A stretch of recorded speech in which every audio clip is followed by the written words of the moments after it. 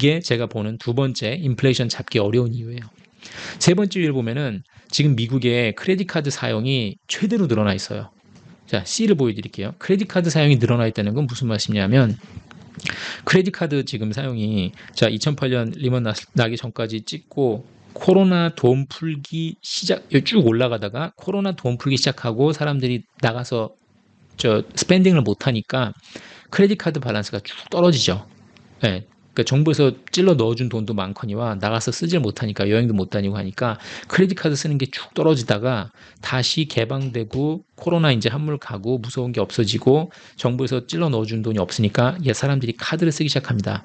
먹고 살아야 되니까 생계비가 필요하니까 생활비 필요하니까 쭉쭉쭉 올라가서 역대 최대치인 1 트릴리언 가깝게 찍고 있어요 지금. 이게 GDP 4.5%입니다. 그러면 크레딧 카드 요금 뭐 GDP 4.5%가 뭐가 중요하냐? 이 액수는 그렇게 큰 게 아니게 느껴질 수 있지만 뭐가 문제냐면 이게 expansion of money supply예요. 은행들이 돈 찍어내는 거 아시죠? 그러니까 fractional reserve에서 내가 100원을 받으면 100원을 바탕으로 1000원까지 돈을 빌려줄 수 있죠. 은행들이 그렇게 돈을 만들어내거나 중앙은행들이 돈을 찍어내거나 은행들이 하는 규모는 크지만 우리 개인도 돈을 찍어낼 수가 있어요. 그게 크레딧 카드예요. 아니면 내가 론을 빌리는 거든가. 근데 크레딧 카드가 더 확실하죠. 론은 은행에서도 잡힐 수 있으니까. 제가 크레딧 카드를 만약에 나가서 지금 200만 원을 긁으면 제가 없는 돈을 쓰고 한 달, 두 달, 뭐 45일 안에 갚겠다고 하는 거기 때문에 제가 카드를 쓴다는 거는 그만큼 개인으로서 돈을 찍어내는 역할을 하고 있는 거예요. 연준에서 돈을 찍어내듯이 한국은행에서 돈을 찍어내듯이 개인이 돈을 찍어낸다는 겁니다. 밸런스가 올라가고 크레딧 카드를 많이 쓴다는 거는 그만큼 경제에 돈이 더 쏟아져 들어가고 있다는 소리예요 지금. 그 카드 갖고 가서 내가 타겟, 월마트, 맥도날드 가서 돈을 썼을 때는 계속 돈이 서플라이가 익스펜션 하고 있다는 소리예요. 팽창하고 있다는 얘기죠. 돈이. 인플레이션 잡기 어려운 거예요. 인플레이션 잡으려면 돈이 줄어들어야 되잖아요. 돈이 귀해져야 되잖아요. 그렇죠? 그러니까 인플레이션이 점점 더 생길 수밖에 없는 이유입니다. 카드 사용이 최대예요. 또 반대로 저축률은 굉장히 저조해요. 저축률 떨어져 있어요. 벨로시티가 올라간다는 소리예요. 돈의 순환이 더 된다는 소리예요. 자, D를 보면은 자, 미국 저축률 퍼스널 세이빙스 레이트 보면은 코로나 때는 이빨 올라갔죠. 뿅뿅. 돈을 찔러 넣어준 것도 많았지만 35%까지 갔었죠. 돈을 사람들이 쓰지도 못하거니와 정부에서 찔러주는 돈이 많으니까 이렇게 올라갔는데 자, 다 풀리고 정부에서 돈 찍어주는 거 없으니까 원래 평균이었던 6, 7, 8%도 훨씬 안 되는 2%, 3%에 지금 머물고 있습니다. 개인들이 저축을 안 하고 저축성이 떨어졌다는 거는 그만큼 더 돈을 갖다 쓴다는 거죠. 돈을 쓴다는 거는 돈의 순환이 되고 회전이 되는 거고 그게 바로 인플레이션을 일으키는 가장 큰 요인 중에 하나예요. 그 V라고 하는 그 인플레이션 공식을 보면은 V가 벨로시티예요. 그렇죠? 벨로시티 제가 옛날에 설명해 드렸죠.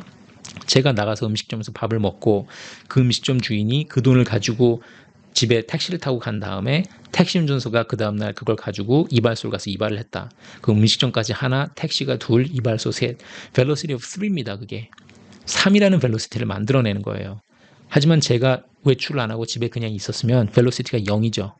예, 저는 그 돈을 안 썼으니까. 제가 나가서 씀으로써 인해서 식당 주인한테 줬고 택시가 돈을 벌었고 이발소가 돈을 벌었으니까 그 차이인 거예요, 이게.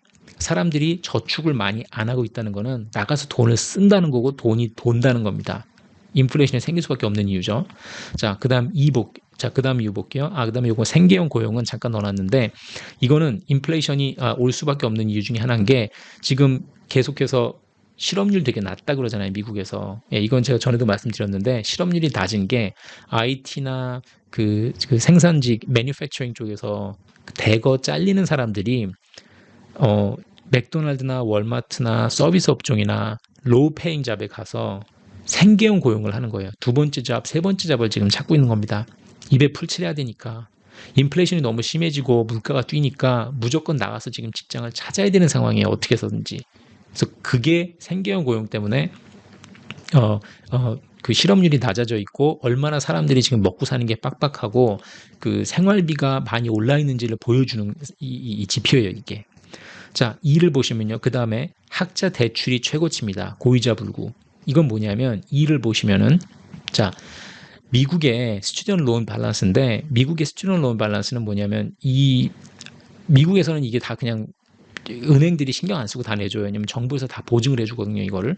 보증도 해주고 막 삭감도 해주고 난리예요, 이거. 도덕적 해이 문제가 많은데 중요한 건 뭐냐면 자, 2014년부터 쭉 올랐어요. 스튜던트 론이. 오르다가 코로나 나고서는 어느 정도 그냥 이렇게 1.6 트릴리언 정도에서 침체 그냥 이렇게 정체기를 보이는 듯 싶다가 지난 몇 달을 보면 자 2022년 3월부터 금리를 올리기 시작했죠. 이때부터 미국 정부가 금리를 올리기 시작했어요. 그러면 학생 융자도 비싸졌을 거 아니에요. 지금 미국도 집값 막 떨어지고 있거든요. 금리가 올라가니까. 그러면 마찬가지로 학생 융자를 받는 것도 줄어들어야 될 거 아니에요. 더 비싸졌으니까. 근데 여기 보시면 1.6로 오히려 올랐죠. 지금 치고 올라가죠. 이게 왜 치고 올라가냐 하면 사람들이 이거를 그 미국 사시는 분들은 아실 거예요. 아니면 미국 프로그램을 많이 보셨던가 TV 프로 같은 거를 얘들이 학생융자를 받아서 생활비로 씁니다. 그러니까 미국에서 같은 데서는 이거 학생비자 받는 게 비교적 쉬워요. 온라인 코스로 온라인 학교를 등록해도 나오고 2년짜리 커뮤니티 컬리지를 파트타임으로 신청해도 나오고 일주일에 15시간, 20시간 정도 공부하는 코스를 들어놓고 한쪽 다리 걸쳐놓은 상태에서 학생융자를 받아가지고 생활비를 쓰고 낮에는 나가서 일해서 돈 벌고 이런 형태를 많이 띠기 때문에 학생융자가 지금 이 고금리 상황에서 올라가고 있다는 거는 그만큼 사람들이 먹고 사는 게 힘들고 돈을 어떻게 썼는지 땡겨야 된다는 얘기예요.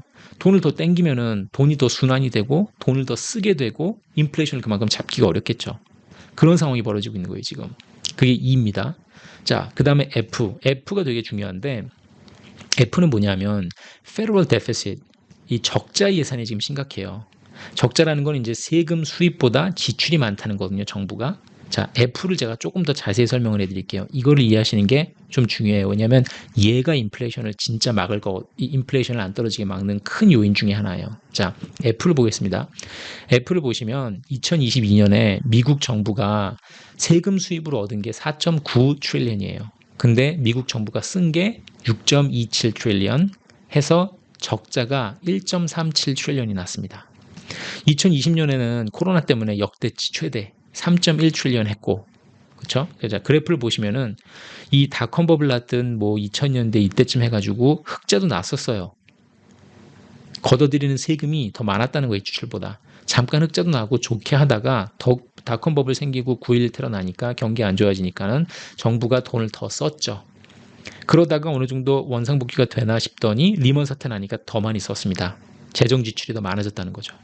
그리고 나서 빨리 돌아왔어야 되는데 미국이 그러질 못하고 계속해서 적자를 보다가 이제 어느 정도 돌아와야지 하는데 코로나 생기면서 확 떨어지죠.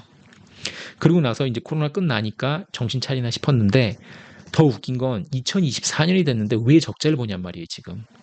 코로나 끝났잖아요. 아니, 코로나 끝났으면 여기쯤 와 있어야 되잖아요, 다시. 원상복귀 돼야 되잖아요.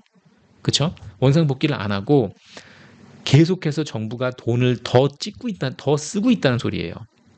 다시 말하면 내가 한 달에 수입이 100만 원인데 20만 원 저축하고 80만 원은 써야지 긴축 재정을 하는 거잖아요. 근데 아직도 100만 원 버는데 120, 130, 140만 원을 쓰고 20만 원, 40만 원씩 제가 한 달에 계속해서 빚이 늘어나고 있다는 소리예요. 빚이 늘어나고 있으면 돈을 더 쓰고 있다는 소리인데 인플레이션이 어떻게 잡히겠어요, 여기서. 그렇잖아요. 우리가 개인 가정을 봤을 때 긴축 재정 들어가면은 씀씀이를 줄여야 되죠. 근데 미국 정부는 계속해서 늘리고 있는 중입니다. 이게 문제예요, 이게. 재정 지출을 줄여야지 인플레 잡히는데 어떻게 지금 재정 지출을 안 줄이고 계속해서 늘어나고 있는데 인플레가 잡힐 거라고 생각을 해요. 기준금리를 올려놓은 그 효과들이 지금 여기서 다 상쇄가 되고 있는 거예요, 여기서. 이게 되게 커요. 그러면 제가 이걸 질문을 따로 한번 받은 적이 있는데 이 피지컬이랑 모너트리를 조금 헷갈려 하시는 것 같아요. 이게 어차피 제 방송 보시는 분들은 자세한 설명을 좋아하시는 분들이니까 라고 제가 생각을 하고 이 부분이 조금 상관이 없다고 생각할 수도 있는데 설명을 한번 들어보시면은 이게 왜 인플레이션을 지금 둔화시키는 걸 막는지를 더 확실히 이해를 하실 거예요. 그리고 미국이 지금 얼마나 큰 문제에 닥쳐 있는지를. 요거까지만 하고 제가 일부를 끝낼 거거든요. 요것만 설명을 드려볼게요. 자, 피지컬은 뭐냐면 모니터리 폴리시는 이제 한국말로 하면 이게 통화죠. 통화 정책. 이게 그 기준금리 정하고 연준에서 한국은행이에요. 한국으로 따지면 그 기준금리 정하고 실업률 그러니까 고용을 최대치로 하겠다. maximum employment 그거 하겠다고 하는 애들이 이게 지금 연준이에요. 연준이 우리가 알고 있는 돈을 찍어내는 애들이에요. 얘들이 문제하죠. 자, 여기서 제가 보여드렸던 거. 자, 회색선. 이게 연준이 돈을 찍어낸 연준의 재무제표 그래프를 그려놓은 거예요. 얘들이 무지막지하게 돈을 찍어냅니다. 얘들이 돈을 찍어서 보통 어떻게 경제에 갖다 꽂아 넣냐 하면 원래는 중간에 인터미디어라고 하는 그 은행들이 있어요. JP모건이 됐건 골드만삭스가 됐건 그 은행들이 연준에서 돈을 받아가지고 그거를 국민들한테 론이나 투자나 이런 형식으로 갖다 뿌려주는 걸로 이렇게 돈이 흘러 들어가게 돼야 되는데 한동안 계속해서 0% 금리를 놓으니까 돈이 돌지 않고 인플레이션이 오지 않았던 이유가 이 연준에서 돈을 갖다 찍어댔는데도 중간에 있는 은행들이 그거를 국민들한테 전달을 하지 않으니까 인플레가 오질 않았어요. 그리고 확 부양도 오지 않으니까 이 연준에서 짜증나니까 뭘 하냐 하면은 헬리콥터만이식으로 해요. 헬리콥터만이라는 거는 프로젝트가 있으면 여기다가 댐을 짓는다든지 여기다 철도를 깐다든지 이런 어마어마하게 큰 인프라스트럭처 공사에다가 직접 가서 돈을 던지기 시작해요. 그러다가 코로나가 오니까 뭘 합니까 얘들이? 코로나가 오니까 그냥 건너뛰고 개인들 주머니에다 그냥 갖다 돈을 꽂아 넣죠. 그러니까 은행 구자에다 갖다 그냥 2,000불, 3,000불씩 꽂아 넣잖아요. 그리고 비즈니스들한테 몇십만 불씩 갖다 꽂아 넣고 그냥 이제는 은행을 통하는 것도 아니고 프로젝트를 통해서 뭐 사람들을 고용을 해가지고 걔들을 임금을 주는 것도 아니고 그냥 갖다 개인 구자에다 꽂아 놔버립니다. 이게 돈을 찍는 애들이 페더럴 리저브예요. 그게 모니터리 폴리시고 우리가 말하는 피지컬이라는 거 여기서 지금 정부가 적자가 났네 흑자가 났네 얘들은 국회예요. 국회. 그래서 미국으로 치면은 하원 의원 컨그레스가 있고 세넷이 있고 상원 의원이 있어서 망치로 땅땅땅 쳐서 대통령한테 올리면 대통령이 사인한 다음에 법안으로 체결이 되면 그 법안에 따라서 돈을 쓰죠. 이게 피지컬이에요. 이거는 얘들은 진짜 크레딧 데빗 왼쪽 오른쪽 밸런스가 맞아야 돼요. 얘들은 세금을 100을 걷고 110을 쓰잖아요. 정부가. 그럼 그 10이 비잖아요. 그 10에 대해서 정부 채권을 발행을 해서 그걸 누군가가 사줘서 그 10이 적자가 났으면 그 10을 메꿔야 돼요. 그게 피지컬이에요. 그게 지금 이 차트예요. 그러니까 이게 더 파워풀하고 더 무서운 차트라고 볼 수 있죠. 이 페더럴 리저브에서 이렇게 돈을 어딨죠? 페더럴 리저브에서 돈을 이렇게 많이 찍었을 때 이걸 중간에서 은행들이 국민들한테 파스온을 하지 않을 때는 경제로 돈이 들어가지 않을 때는 그냥 이 중간에 림보 형식으로 그냥 묶여 있는 건데 여기서 우리가 재정 지출이라고 하는 이 적자가 나올 때는요. 이 페더럴 데피시트 나고 국회에서 체결이 돼서 돈을 쓰자 했는데 쓸 돈이 없어서 마이너스가 나면 이걸 메꾸기 위해서는 진짜 채권을 팔고 돈이 도는 거예요. 이거는. 이게 훨씬 더 이펙티브하고 이게 훨씬 더 무서운 거죠. 인플레이션을 일으키는 요소 중에. 이 두 가지 차이를 아셔야 돼요. 무슨 말인지 아시겠죠? 이거는 데빗 크레딧 밸런스가 맞아야 되는 애들이에요. 얘들은 피지컬 사이드는.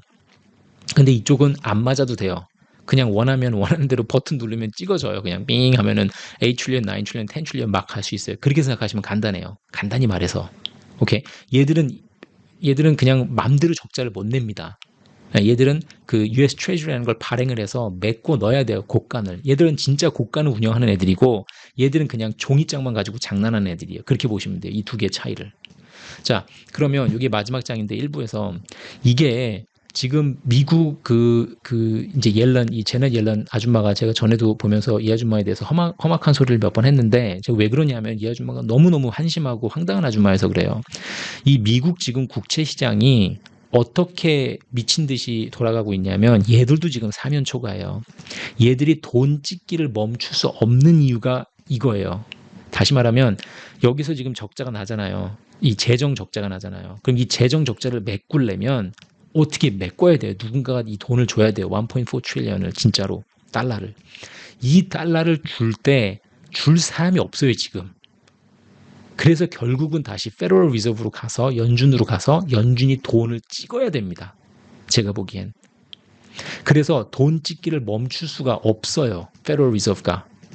자, 여기서 이렇게 해서 지금 QT라는 걸 해서 돈을 줄이고 있잖아요. 근데 이걸 줄이는 게 한계가 있을 거예요.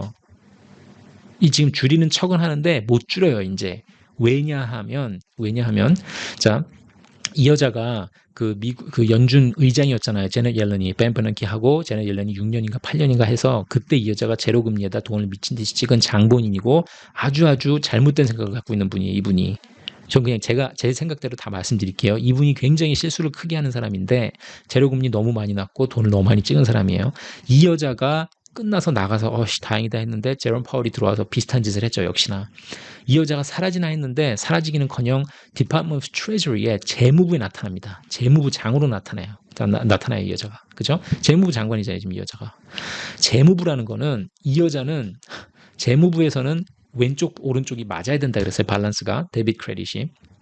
재무부에서는 돈이 필요하면 US Treasury라고 하는 국채를 발행을 하죠. 이 종이 쪼가리가 갑니다.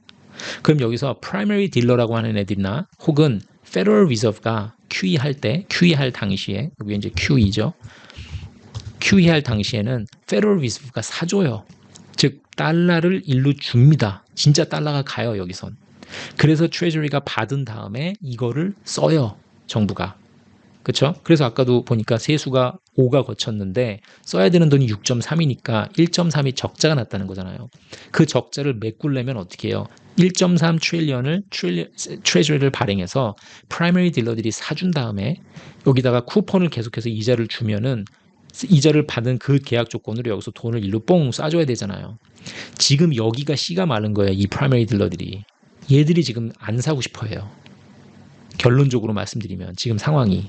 네, 이게 2022년에 10월 달에 나온 문제였는데 이거는 이제 한국에 계신 분들은 잘 모를 거예요. 그리고 한국에서도 제가 뉴스 뉴스 외전에 작년에 잠깐 정철진 그 평론가란 분이 말씀하시는 거 한 명 봤거든요. 한국에서는 여기까지 들여다볼 사람은 거의 없고 이게 되게 큰 문제예요. 근데 그러니까 사줄 사람이 없다는 게 지금 굉장히 큰 문제예요. 원래는 페더럴 리저브가 계속해서 무제한으로 사줬는데 QE를 하면서 얘들이 지금 QT로 돌아섰잖아요. 그럼 미국 내에 있는 프라이머리 딜러도 이걸 사주지 않고 페더럴 리저브도 사주지 않으면 누가 사줘요? 뭐 중국이 사주나? 러시아가 사주나? 지금 다 전쟁 들어갈 판인데?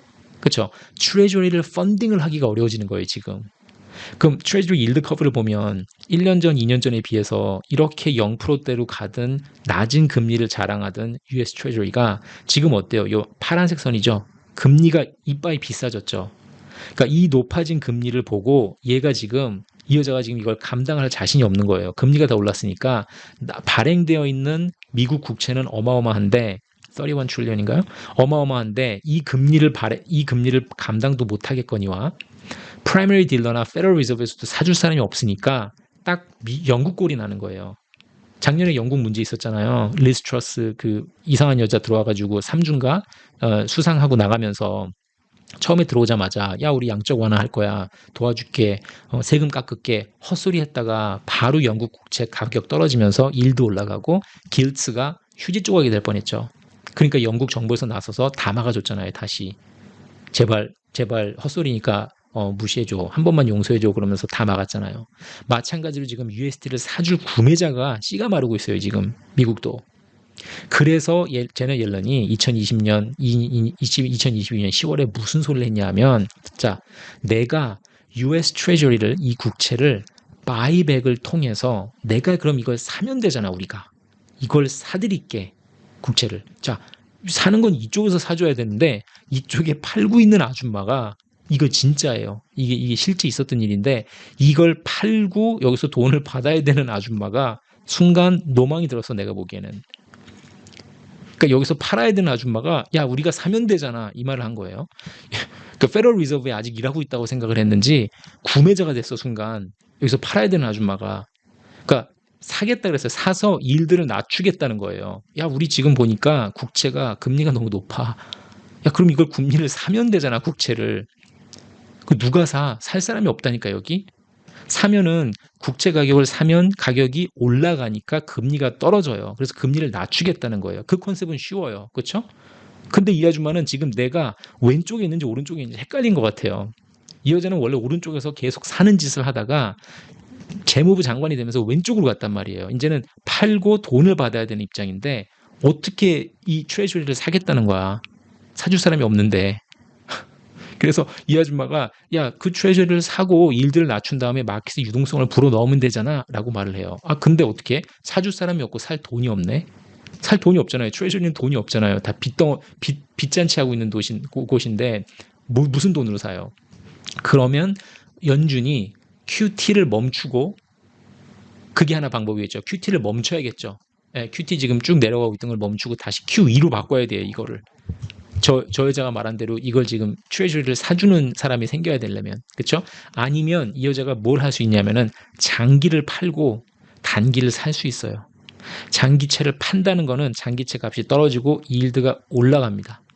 그리고 반면에 단기를 사면 단기는 사니까 가격이 올라가고 일드가 떨어져요. 그래서 당장 내가 내야 되는 1년물, 2년물, 3년물에 대한 그 금리는 찍어 눌러 내려서 그 이자는 좀 낮출 수가 있는데 반면에 장기채가 올라가겠죠. 장기채 금리가. 예, 그거는 가능해요. 혼자서. 그러니까 내가 가지고 있는 빚 자체를 장단기 그 상황을 보고 그거 가지고 장난질은 칠 수 있는데 이거를 누가 사야겠다? 사줘라고 말하는 것 자체가 이 미친 거죠. 사긴 누가 사지? 여기 살 사람이 없다니까. 살 사람이 없어서 영국 길츠도 망했던 건데 이 트레저리를 누가 사냔 말이에요. 자, 정리해보면 이 아줌마가 지금 노망 들어서 이상한 말 한 거는 둘째치고 그거를까지 정확히 이해하실 필요는 없는데 제 말씀은 뭐냐면 이거를 지금 트레저리가 이렇게 사면초가 돼서 중국이나 러시아에다도 팔 수 없고 일본도 정신없고 중동에다 파는 것도 한계가 있고 지금 미국 내에서 프라이머리 딜러도 안 살라 그러고 페더럴 리저브도 더 이상 포지션이 QT로 바뀌어 있는 상황이면 얘들이 사면 초과예요. 이거를 돈을 찍어야 되는데 누군가가 찍어내느냐? 결국은 QE로 다시 간다는 거죠. 결국은 페더럴 리저브밖에 없어요. 이걸 사줄 사람은. 아무도 없어요. 이 세상에. 그러면 이 QT가 여기까지 되고 있던 지금 QT가 다시 QE로 바뀌는 건 시간 문제라는 거예요. 그러면 돈이 어떻게 되겠어요? 돈이 다시 경제로 스물스물 흘러 들어가겠죠. 돈을 더 찍어내는 거예요. 인플레는 잡아야 되는데 돈을 찍어내는 상황이 벌어지는 거예요. 이거 F포인트인지 이해하시겠어요? 그러니까 피지컬이니까 재정이 계속 적자가 나는데 흑자로 돌아와야 되는데 계속해서 적자가 나오고 있잖아요. 이 적자를 누가 메꿀 거냐예요. 결국 트레저리가 메꿔야 되는데 누가 사주니? 프라이머리 딜러도 안 사고 페더럴 리저브도 못 사면 누가 사줘? 혼자서 이런 개 헛소리 하고 있어요. 지금 이 아줌마는. 누군가 사줘. 알지, 사줘야 되는 거는. 살 사람이 없다니까. 결국은 돈 찍기를 멈출 수가 없다는 겁니다. QE로 돌아설 거예요. 제가 보기엔. They're the buyer of last resort. 그죠? 마지막 백스톱하고 사주는 사람입니다. 페더럴 리저브는. 그렇기 때문에 이걸 보면은 인플레이션이 쉽게 잡힐 수가 없어요. 그리고 마지막에 이런 것도 있죠. 기후 문제. 예? 곡물 음식 가격 같은 거 불안정한 거. 영국 지금 뭐 야채 없어가지고 그 레셔닝해서 이게 나눠서 팔고 계란값 들썩들썩하고 뭐 에그플레이션 온다 그러고 계란 아니면 야채 아니면 고기 아니면 뭐 스와인플루 때문에 돼지 죽고 조류독감 때문에 뭐 닭 뭐 이렇게 다 잡아서 저 폐사 처분하고 이러면 음식 가격 계속 들썩이잖아요. 음식 가격 같은 거 뭐 영향 덜 준다 그래서 계속 근원 물가라는 걸 본다고 하는데 저는 그 콘셉트 자체도 웃긴 게 아니 그러니까 왜 그런지는 알아요. 에너지 값하고 음식 값이 변동성이 크니까 그걸 제끼고 지금은 슈퍼코라는 거 하잖아요. 주택 가격도 뺀다며. 그러면 내가 가장이야. 내가 마누라하고 애 둘이 있는데 가족 꾸려 나가야 되는데 내 75% 70% 나가는 가장 덩치 큰 주택 가격, 주거비, 에너지 값, 자동차 기름값부터 시작해서 뭐 전기료, 그다음에 음식값, 제일 중요한 거 60~70%는 다 빼고 나머지만 본다는 거예요.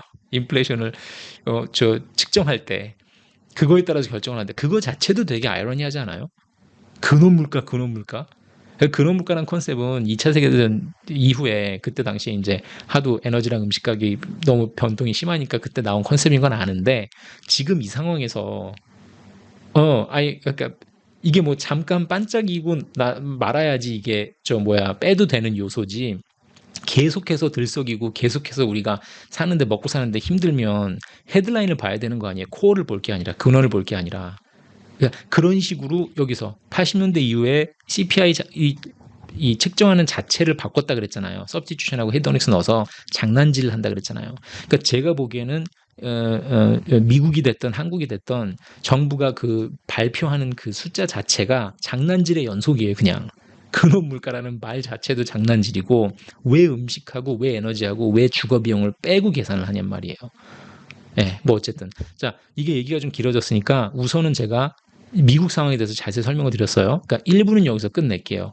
그리고 나서 2부에 가면서 더 자세히 한국 얘기를 하겠습니다. 자, 1부는 여기서 마치겠습니다. 감사합니다.